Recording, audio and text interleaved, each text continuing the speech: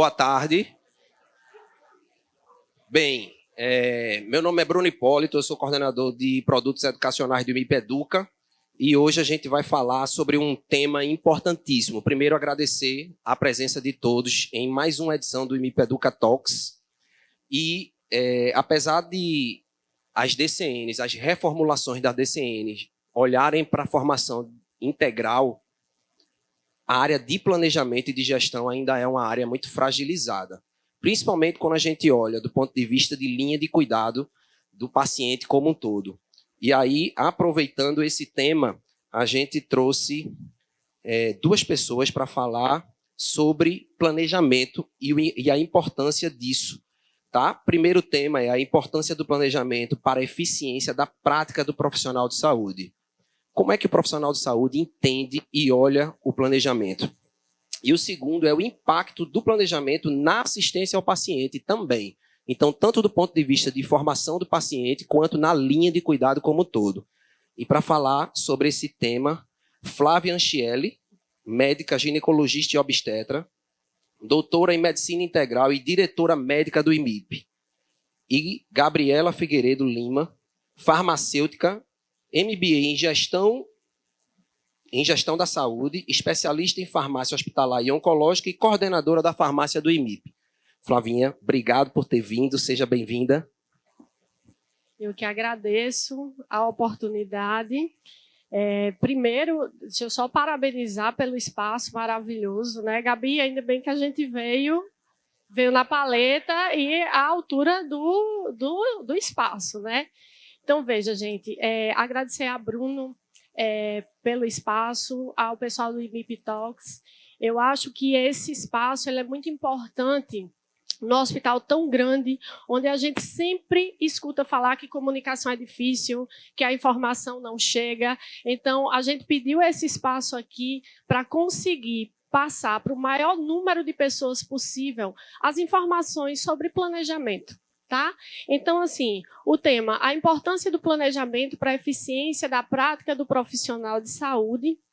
Eu começo perguntando para vocês quanto tempo, ou se vocês já pararam para pensar quanto tempo do dia de vocês perdem fazendo coisas que não seriam suas funções ou refazendo coisas. Eu tenho certeza que se a gente for parar para pensar, eu vou citar alguns exemplos. Eu sou médica, vou citar aqui da minha área. Eu passei a visita, prescrevi um antibiótico, não sabia que estava em falta na farmácia. Prescrevi, foi para a enfermagem e só vim saber algumas horas depois que está faltando antibiótico. Não estou mais no hospital. Né? Então, veja o tempo que foi perdido para o paciente. Né? E se eu estiver na instituição, vamos supor, eu não estou mais na enfermaria, eu estou no ambulatório, eu vou ter que voltar para a enfermaria para fazer a prescrição. E qual o impacto disso na assistência do paciente? Nesse exemplo que eu citei, no mínimo, ele perdeu tempo de início do tratamento. Né? Então, a necessidade de planejar ela é urgente e o IMIP tem algumas ações institucionais voltadas para a redução do desperdício de tempo. E aí, algumas delas vocês já conhecem, talvez de nome, né? Outras talvez ainda nem de nome. Então, nós temos a implantação do Núcleo Interno de Regulação, o HUDL, o RAUD, o Plano Terapêutico Singular e a adesão aos programas de melhoria de fluxos e processos do Ministério da Saúde. Eu citei aqui 2, nós temos mais, mas assim, que tinham a ver com esse momento, o projeto Lean nas emergências e a transformação Lean nos hospitais.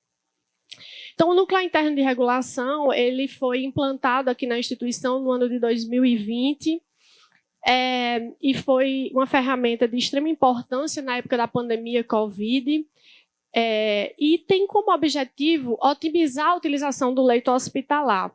E unir, apesar de estar na instituição há 3 anos, eu ainda percebo em algumas falas que talvez a gente ainda não entendeu a importância e a magnitude desse setor, que não é o setor, é uma ferramenta de gestão.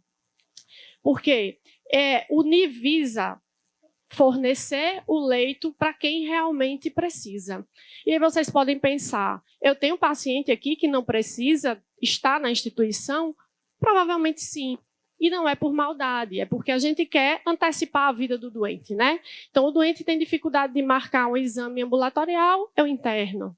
O paciente interna por uma pneumonia, mas já que ele está aqui, eu vou pedir uma endoscopia, um colono, e assim a gente vai prolongando o internamento desse paciente. E o NIVEM para dar uma visão diferente. O paciente precisa estar no hospital pelo tempo necessário para tratar a doença que o trouxe a essa instituição. Reduzir as lotações na emergência, porque se eu faço com que o paciente permaneça no hospital apenas o necessário, eu diminuo o tempo médio de permanência e eu consigo puxar o paciente que está na emergência num banco, numa cadeira, né? E aí ele traz essa integração dos diversos setores envolvidos, por quê? Quando eu estou na enfermaria ou quando eu estou na UTI, eu tenho um ambiente confortável, porque eu tenho um leito para um paciente, né? E aí eu esqueço que lá na emergência eu não era para ter nenhum leito, mas eu tenho 10 leitos para 20, para 30, né? A demanda é infinita, a gente sabe disso, né?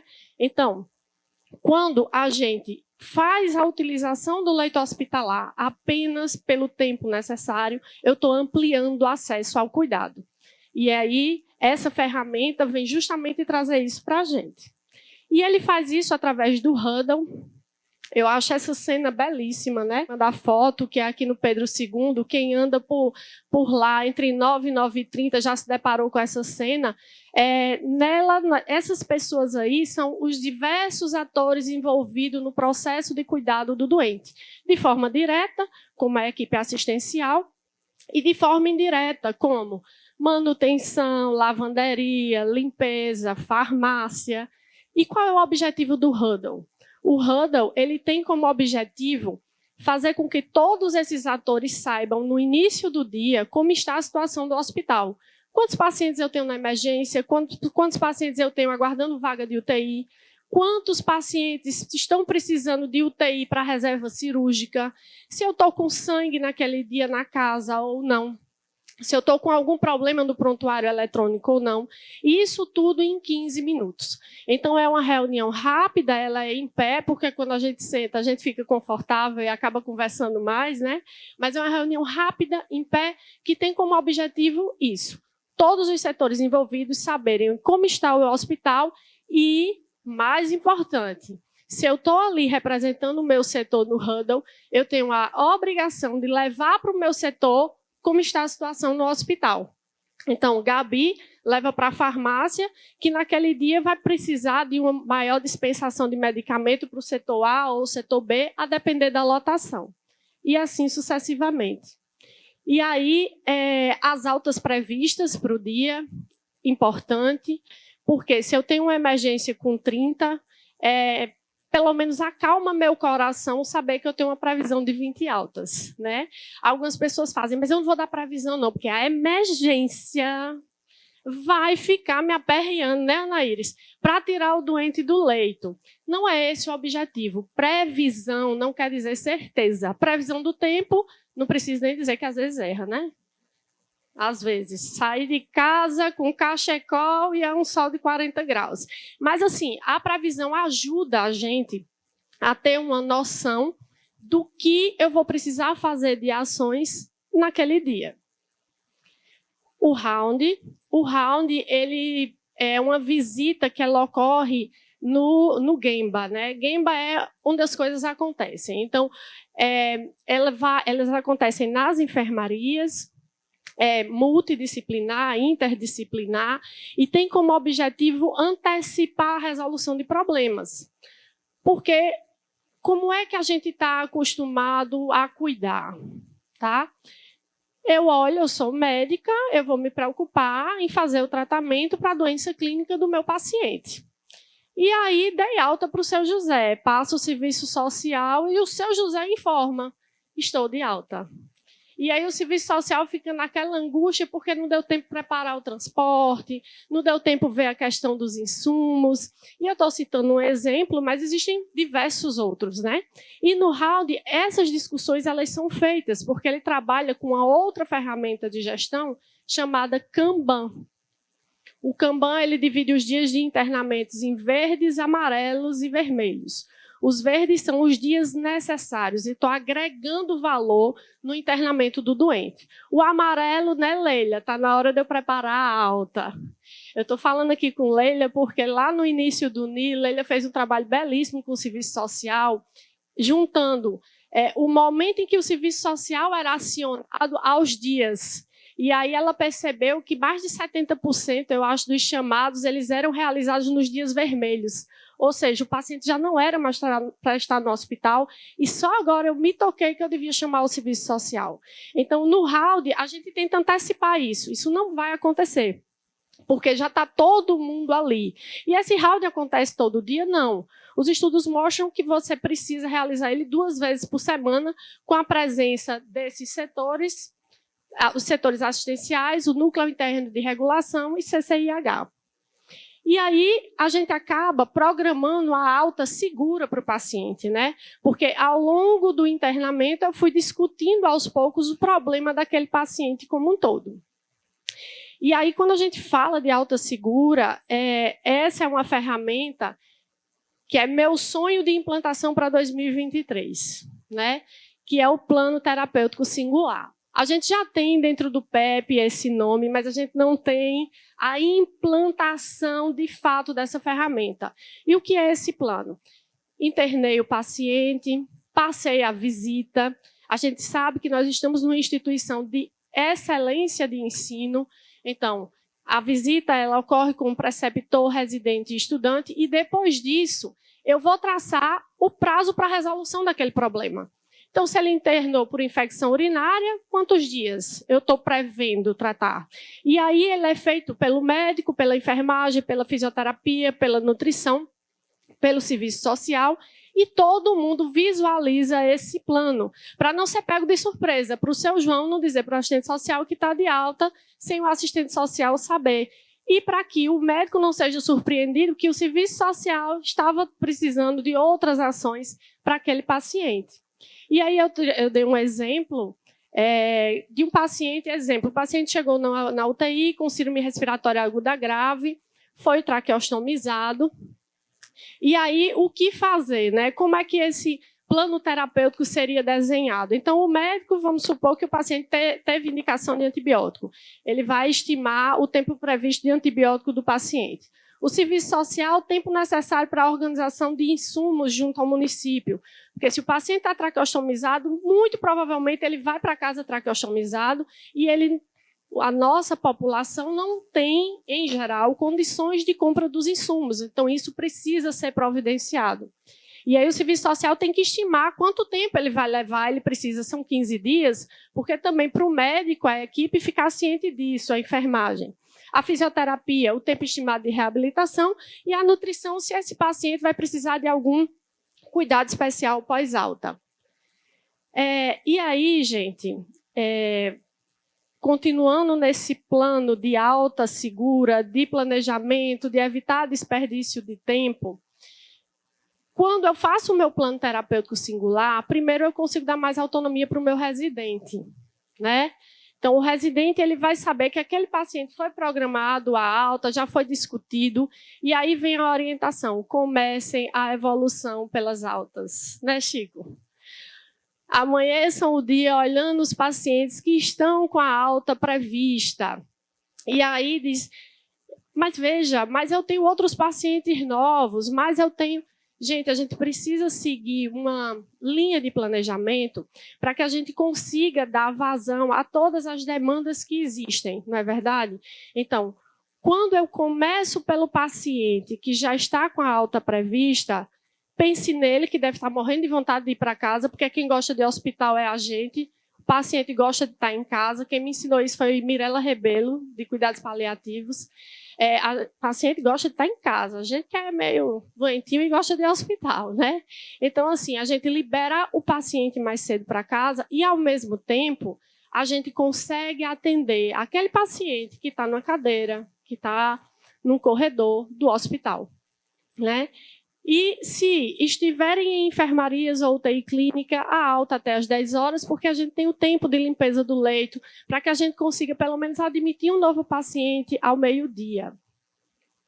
Se estiverem na UTI cirúrgica, né, Chico? Alta até às 8 horas, porque aí, falando um pouquinho da programação cirúrgica, a gente tem uma demanda elevada de procedimentos pela manhã e a pressão sobre as UTIs cirúrgicas é pela reserva de UTI para evitar suspensões de cirurgia.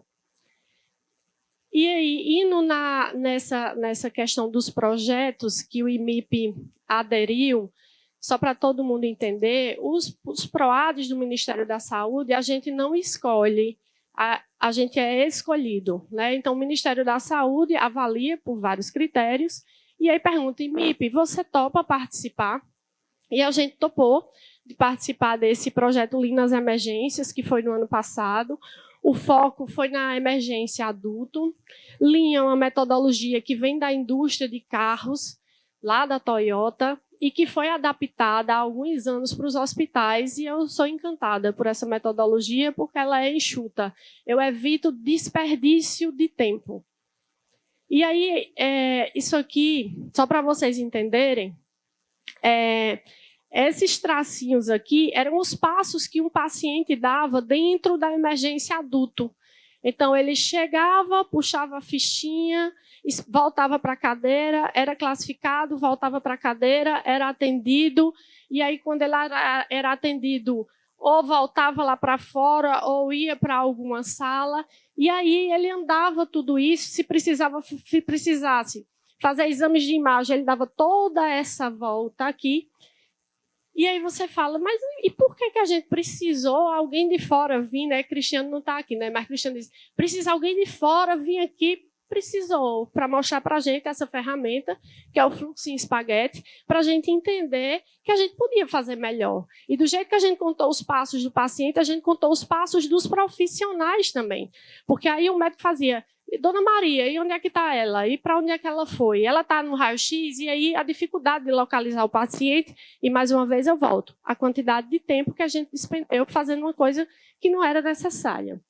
E aí, depois disso, nós criamos esse fluxo aqui, que veja que diminui muito a quantidade de passos. Se o paciente não precisou ficar internado, ele fica só nessa região aqui da emergência. Se ele precisa internar, ele vem para cá.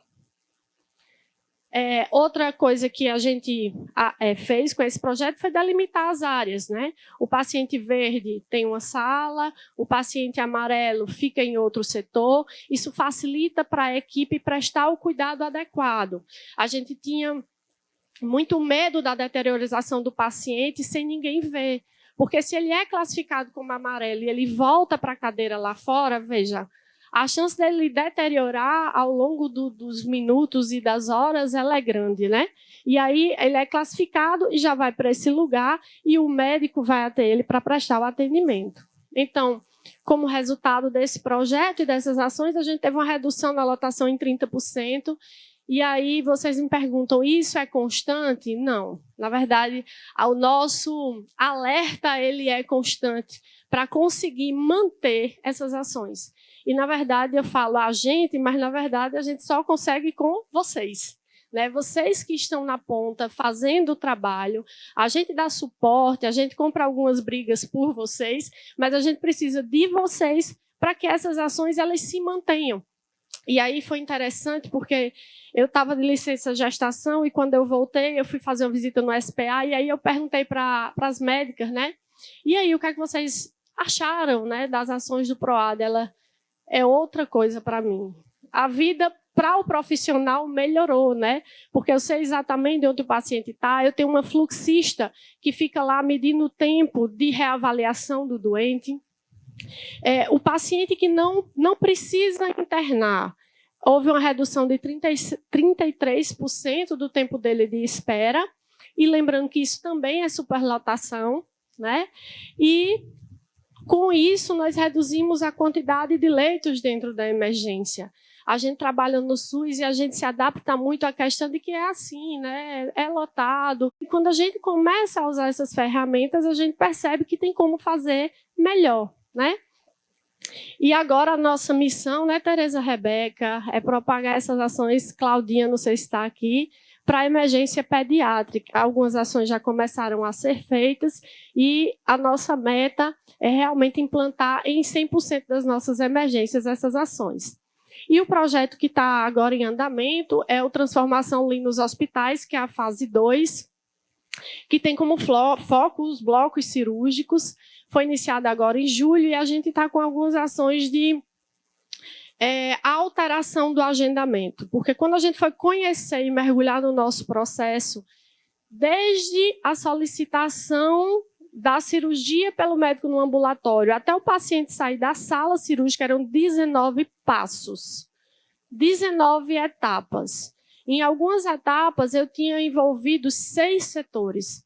E aí a gente está começando a trabalhar, a estrada é longa, né? Mas a gente tem disposição. E aí a gente está começando a trabalhar onde a gente identificou inicialmente o problema, que é o agendamento. E aí, o que é que acontece quando eu insiro um paciente no sistema de agendamento cirúrgico? Eu deflagro uma cadeia de ações de todos esses setores. CME, OPME, farmácia, porque para cada cirurgia, Gabi prepara um kit diferente, para cada tipo de cirurgia, né? Lavanderia, farmácia, NI, recepção. E a gente não imagina as consequências de um encaixe, né? Então, eu marquei Maria, mas, na verdade, eu coloquei João. Não avisei a ninguém, chegou no dia da cirurgia, eu quero que a cirurgia de João aconteça. Primeiro, Maria está tristíssima, né? Porque vocês sabem que a gente ainda tem um tempo demorado, um tempo longo de espera por cirurgias. Mas vamos conseguir mudar isso. Mas, por enquanto, é longo. Imagina, você se programar e a cirurgia não acontecer. Ao mesmo tempo, a farmácia tinha pensado numa coisa que não vai acontecer. O leito, a recepção, hoje, ela não conseguia identificar quem era para internar no dia, quem era para a cirurgia do dia, quem era para a cirurgia do outro dia. Já era uma confusão imensa naquela recepção do Oscar Coutinho e, mais uma vez, perda de tempo. O cirurgião irritado na sala, uma colega me disse, desisti de internar no dia, interno o paciente na véspera. Aí eu começo a ocupar o leito com um paciente que não tinha necessidade, porque o meu fluxo não está funcionando. E aí, né, como eu falei, retardo para internamento, quando eu troco o paciente e não aviso a ninguém. A enfermagem do bloco tem dificuldade de encontrar um paciente. Um dia o residente me disse, doutor, eu não sei onde meu paciente está. Eu não sei onde ele foi parar. E aí não estava na programação. E pequenas coisas que não são grandes coisas. É uma figurinha minha do WhatsApp, né? Que a gente acha que é uma bobagem, mas, na verdade, é uma cadeia, né, Gabi? A farmácia vai precisar montar novos kits, o CME pode não atender a cirurgia que foi agendada, aumento do tempo de espera dos profissionais dentro do bloco, residentes ou preceptores tendo que subir para as enfermarias para pegar o paciente que está demorando. Aí, quanto tempo do seu dia você desperdiça fazendo coisas que não são sua função? OPME nem sempre consegue material necessário e, em algumas situações, cancelamento cirúrgico. Então, aí fica a pergunta, né, se eu estou fornecendo todas as informações necessárias. A gente está nesse processo de reformulação do formulário. Reforço aqui a orientação do horário de chegada do paciente. Se o paciente ele vai fazer a cirurgia naquele dia e não tem reserva de sangue, ele pode chegar às 6 horas da manhã sem problema. Se o paciente tem cirurgias no turno da tarde, a orientação é que ele chegue às 10. Ah, mas ele é do interior, ele vai chegar cedo de todo jeito, eu sei. Mas quando ele chega cedo e ele sabe que o internamento dele é a partir das 10, ele senta e espera às 10. Quando ele chega às 5 da manhã, achando que vai ser internado às 6, ele começa a se irritar muito antes, e com razão, né? E se o paciente precisa internar na véspera e, por causa da reserva sanguínea, chegar às 11 horas. Cirurgias com internação sem necessidade de reserva pode chegar às 16. E isso volta para a questão da alta até às 10, né? Eu tenho um paciente chegando cedo para internar de manhã. Uma coisa é eu ter 20, outra coisa é eu ter apenas 10. Porque se eu peço para 10 chegar cedinho, eu só vou me preocupar com esses 10. Os outros 10 é após as altas das 10 horas que eu vou me preocupar. Eu vou correr aqui um pouquinho. Os internamentos para investigação devem ser feitos via núcleo interno de regulação, para que casando com o momento das emergências, consiga trazer o paciente já direcionado para o leito, evitando esperas. E é isso, pessoal. Vou passar agora para a Gabi.